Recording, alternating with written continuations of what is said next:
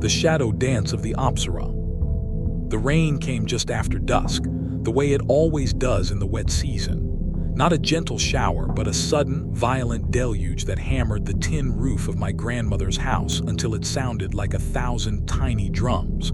I've always loved the sound of the monsoon. It's the sound of my childhood, a rhythm that feels woven into the soul of Cambodia itself. But tonight, that rhythm was wrong. It all started with the amulet. I held it in my palm, a small, bronze-colored thing caked in the green patina of age. It was cold, far colder than the humid air in the room, and it seemed to grow heavier with each passing moment. I'd bought it for a pittance from a bent old man at a dusty stall near one of the forgotten temple ruins outside Siem Reap. He seemed more relieved than pleased to be rid of it. The verdigris-caked amulet, cold against my palm, felt heavier as the monsoon rain hammered the tin roof. The sweet scent of night-blooming jasmine from the window was suddenly choked by an odor I couldn't place at first. It was the smell of stagnant temple water and freshly turned grave soil. The rhythmic drumming of the rain warped, the familiar beat twisting into a low, guttural chant, a language dead for centuries, yet somehow familiar in the marrow of my bones. My gaze fell upon the amulet's surface, where the faint etching of a dancing Apsara was now still, its graceful pose frozen. But in the flickering candlelight, its shadow on the wall behind me had begun to slowly, gracefully, twist its limbs. I blinked, my heart seizing in my chest. It had to be a trick of the light, the unsteady flame of the candle casting strange, dancing shadows. I was tired. I'd spent the whole day helping my grandmother, prepare the Nam Ansem for the Pichum Ben festival. My mind was playing tricks on me. I closed my hand around the amulet, the sharp edges of the carving digging into my skin. I took a deep, shuddering breath, trying to force the jasmine scent back into my lungs, but the smell of the grave only grew stronger. I blew out the candle, plunging the room into the near-total darkness of a rural night, a darkness broken only by the occasional flash of distant lightning. I tucked the amulet into my travel bag, zipped it shut, and slid it under my cot. Out of sight, out of mind. Or so I hoped. Sleep did not come easily. The rain continued its relentless assault, and beneath it I could almost hear that strange, ancient chant, a whisper on the edge of hearing. I told myself it was just the wind. The next morning the world felt clean and new, washed by the storm. The air was thick with the smell of damp earth and blooming frangipani. The terrors of the night before seemed like a distant, foolish dream. I was a university student from Phnom Penh. I studied history. I believed in facts, in evidence, not in village ghost stories. My Yi was already awake, her small frame silhouetted against the morning light streaming through the open door. She was arranging offerings on a small tray, sticky rice cakes, a pyramid of glowing yellow mangoes, and 3 sticks of incense sending fragrant curls of smoke towards the ceiling. "Dara Aun," she said, her voice gentle but firm. "You are awake. Good. Today we take the food to the Wat for the monks." I nodded, stretching the sleep from my limbs. "Yes, Yi." The day passed in a comforting blur of ritual and tradition. The walk to the local pagoda, the morning sun on my skin, the respectful hush of the crowd as we presented our offerings. I watched the saffron-robed monks chant their blessings, their voices a deep, soothing drone that seemed to push the memory of that other, darker chanting from my mind. I felt grounded, sane. The amulet and its dancing shadow were a product of an overactive imagination, nothing more. When we returned home, the afternoon heat had settled in, thick and suffocating.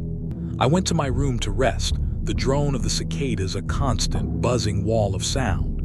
My eyes were drawn to my travel bag, still tucked under the cot. A strange, irrational impulse took hold of me.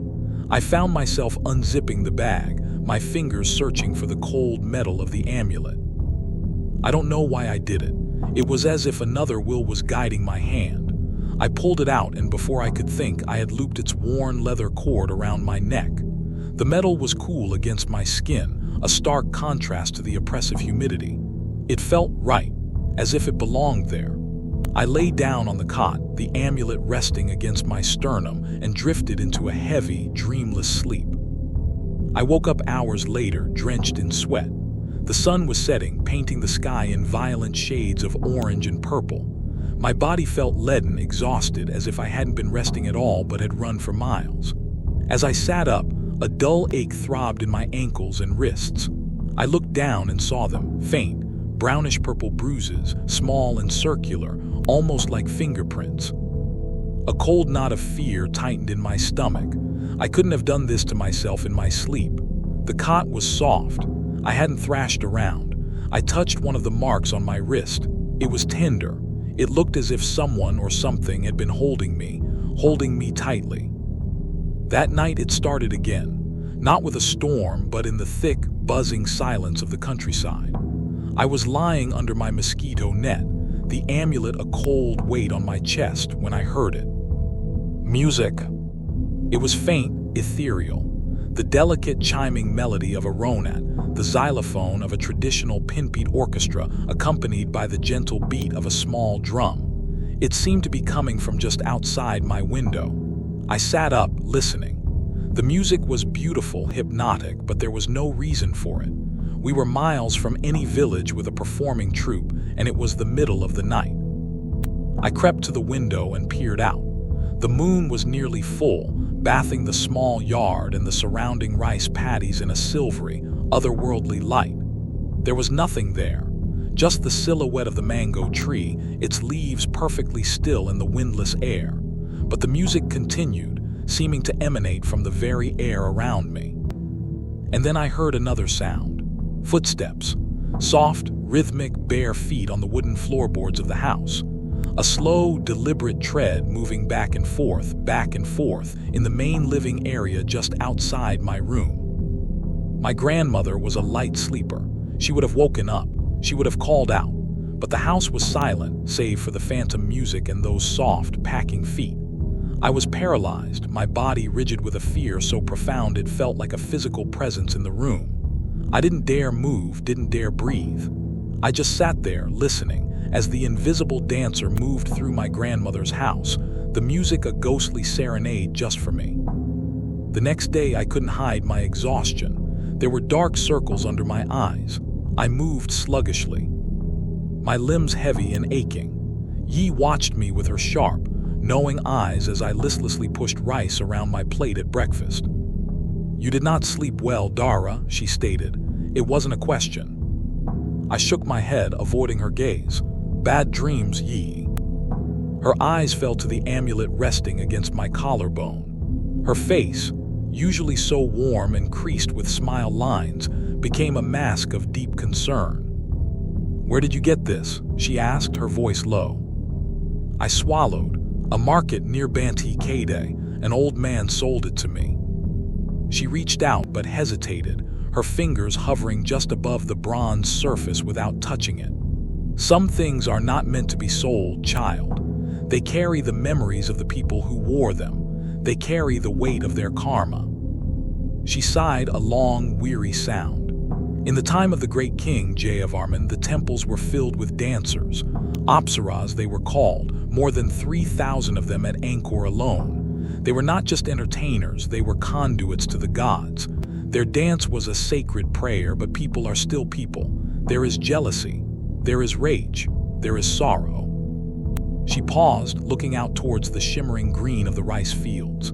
There is a story, a dark fairy tale the old ones tell, about a dancer at the king's court, the most favored of all. Her name was Vanna. Her grace was said to be a gift from the heavens. But another dancer grew jealous. She was a practitioner of dark arts. The story says she cursed Vanna, trapping her spirit in the very amulet the king had gifted her, so that her rival could never dance for another. A chill that had nothing to do with the morning air crept down my spine. "It's just a story, Yi." "Stories are the shadows of truth, Dara," she replied, her eyes finding mine again. "That shadow on the wall, the one you thought was a trick of the light. An Apsara's shadow does not dance on its own. It only moves when the dancer does." Her words hung in the air between us, heavy and terrifying. I wanted to deny it, to laugh it off as superstition, but the bruises on my wrists and the phantom music in the night were too real. The smell of the grave I remembered from the first night. It was the smell of something that refused to stay buried. That afternoon, I tried to take the amulet off. My fingers fumbled with the knot in the leather cord, but they felt clumsy, disobedient. As I struggled with it, a wave of dizziness and nausea washed over me. My vision blurred at the edges, and the gentle chiming of the ronet started in my ears again, louder this time. A deep, primal part of my brain screamed at me to leave it on, that taking it off would be wrong, dangerous. Defeated, I let my hands drop. The dizziness subsided. The music faded. The amulet lay against my skin, its cold presence a silent victory. It was a part of me now. As the day wore on, I began to notice strange things. When I reached for a cup, my hand moved with an unfamiliar, fluid grace. As I walked across the room, I found myself unconsciously pointing my toes, my posture unnaturally straight and elegant. I caught my reflection in a pane of glass, and for a horrifying second, I saw myself holding a pose, one hand raised, fingers delicately curved, that I had no memory of making. My own body was becoming a stranger to me. The entity tied to the amulet, the spirit of Vanna, wasn't just haunting me at night. It was seeping into me, trying to overwrite who I was. It wanted to use my body as its vessel. It wanted to dance again. That night, the nightmare came. It wasn't a dream in the normal sense. It was too real, too vivid. I was no longer in my Yi's house. I was standing in the central sanctuary of a vast stone temple. Hundreds of candles cast flickering shadows on walls covered in intricate carvings of gods and demons. The air was thick with the cloying scent of incense and wilting lotus blossoms. I was wearing heavy silk garments, intricate and beautiful, adorned with gold ornaments that dug into my skin. A tall, pointed crown sat heavy on my head. I looked down at my hands.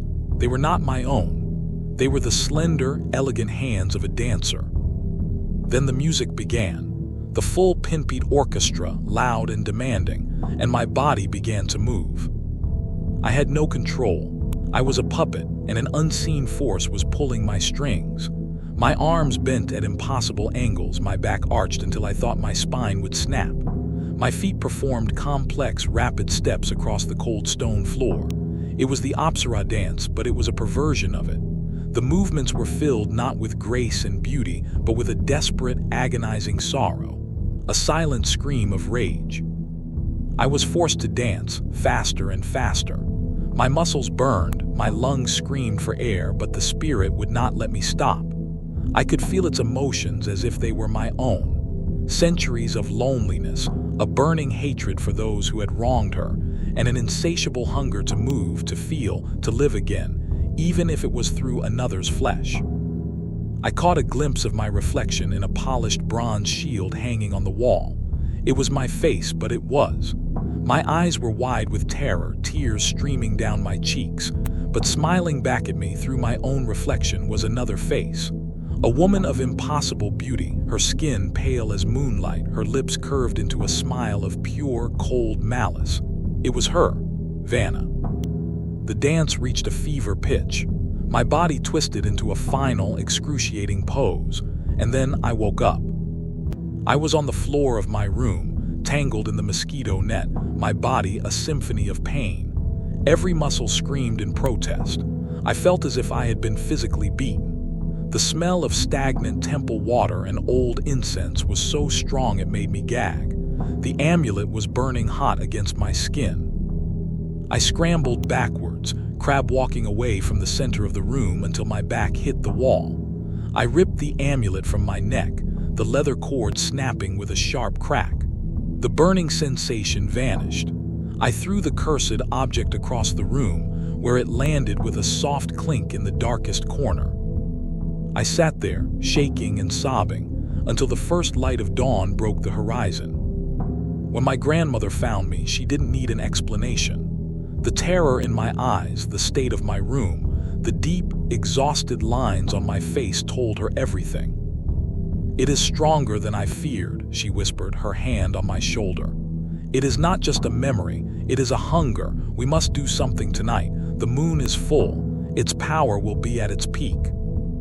I was terrified, but I was more terrified of what would happen if we did nothing. I could feel the spirit's absence like a raw, open wound. A part of me, horribly, missed the grace it gave me. I could feel its silent rage echoing in the corners of my mind, furious that I had broken the connection. But it was not gone. It was waiting. That evening, as dusk settled and the sky bled from orange to deep indigo, Yi prepared. She barred the door and shuttered the windows, plunging the house into a dim, claustrophobic twilight. She lit a dozen white candles, their flames creating a small, sacred circle of light in the center of the main room. She placed a brass bowl filled with water and jasmine petals in the middle of the circle. Beside it, she laid a coil of white cotton string, the Sai Sin, a sacred thread blessed by monks. "You must stay in the circle with me, Dara," she commanded, her voice steady and strong. "No matter what you see, no matter what you hear, do not leave this light." She made me sit opposite her. The air in the house grew heavy, unnaturally still. The familiar night sounds, the crickets, the geckos, had all fallen silent. It was as if the world outside was holding its breath. "Where is the amulet?" Yi asked. "In the corner of my room," I whispered, my voice trembling. "I threw it there." Yi shook her head slowly. "No, it is not there anymore. It is with her. She is drawing it to herself." As if on cue, a sudden, violent gust of wind slammed against the house, rattling the shutters in their frames. The candle flames danced wildly, casting long, distorted shadows that writhed on the walls like living things. A low moan started, a sound that seemed to come from the very foundations of the house. The smell returned, overwhelming and foul. Stagnant water decay and the cold, mineral scent of the earth. Yi began to chant. It was a Pali prayer, ancient and powerful, her voice rising to counter the malevolent presence that was gathering around us. She dipped the end of the Sai Sin into the blessed water and began to wrap it around my wrists, chanting with each loop. The moment the sacred thread touched my skin, the room exploded into chaos. The moan became a high, piercing shriek, a sound of pure rage that tore at my ears. The shutters flew open with a deafening crack, and a howling wind ripped through the house, extinguishing half the candles. In the flickering, chaotic darkness, I saw her. She was not a shadow anymore. She stood in the doorway of my room, a shimmering, semi-translucent figure. She was terrifyingly beautiful, dressed in the ethereal silks from my nightmare. Her form was indistinct like a heat haze, but her eyes were points of burning black ice. And in her hand, glowing with a faint, sickly green light, was the amulet. She did not look at my grandmother. Her gaze was fixed entirely on me, a cold, possessive stare that promised an eternity of servitude. And then she began to dance. The ghostly pinpeat music filled the house, loud and discordant. She moved with a terrible, hypnotic grace, her every gesture a blend of beauty and menace. And as she danced, my body was seized. A force, powerful and irresistible, pulled me to my feet. My limbs moved, mirroring her own. I was dancing again, the unwilling partner to a centuries-old ghost. I could feel my own will dissolving, my consciousness being pushed down into a dark corner of my own mind. I cried out, but the sound that came from my lips was not my own. It was a low, guttural note, a part of the ancient, cursed chant. "Dara, fight it." Yi's voice was a lifeline in the storm. She was on her feet, throwing handfuls of the blessed water at the shimmering apparition. Each time a droplet hit the spirit, it recoiled with a hiss like water on a hot stone, its form flickering violently. But it was too strong. It smiled its cold, cruel smile and continued its relentless dance, pulling me further and further under its control. I was losing. I could feel my sense of self fraying, my memories fading, replaced by Vanna's all-consuming rage and sorrow. I was becoming nothing more than a vessel, a body for her to inhabit. In a moment of pure desperation, as the spirit forced my arm into a graceful arc, my eyes fell upon the brass bowl of blessed water. An idea born of sheer terror flashed in my mind. It was not Vanna's idea, it was mine. With the last ounce of my will, I fought for control of my own leg. It was like moving through solid stone. The spirit resisted, its psychic pressure immense, but my survival instinct was stronger. I kicked out, my foot connecting with the small wooden table. The bowl of blessed water flew into the air, its contents arcing towards the spirit. The shriek that Vanna let out was not of this world. It was a sound of stone grinding, of souls tearing. When the sacred water touched her, her entire form erupted in a blinding flash of silver-green light. The music stopped. The wind died. The pressure in my mind vanished. I collapsed to the floor, my body limp and shaking, gasping for air as if I had just surfaced from a deep dive. The house was plunged into a sudden, profound silence. The remaining candles burned with a steady, peaceful light. She was gone. The amulet lay on the floor where she had stood, no longer glowing, just a dull piece of ancient metal. The next few days were quiet. A fragile peace settled over the house. Yi burned the amulet in a clay pot with blessed herbs until it was nothing but a lump of molten, misshapen bronze, which she then buried deep in the earth far from the house. The bruises on my body faded. The phantom music did not return. I started to believe it was over. I had faced the ghost of the Apsara, and with my grandmother's help, I had won. My time in the village came to an end. It was time to return to the city, to my studies, to my normal life. I hugged my Yi goodbye, promising to call her every week. She held me for a long time, her hand stroking my hair. "Be careful, little bird," she whispered, her voice laced with a worry that I did not yet understand. "Some stains do not wash out so easily." Back in my small apartment in Phnom Penh, surrounded by the noise and rush of the city, the events at my grandmother's house began to feel like a distant, feverish dream.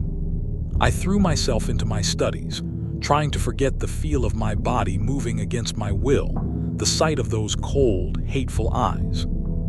A week ago, I was practicing a presentation for my history class, speaking in front of the full-length mirror on my wardrobe door. I was talking about the decline of the Angkorian Empire. As I spoke, I gestured with my hand to emphasize a point. And then I froze. I stared at my hand, held suspended in the air. My fingers were not in a normal pointing gesture.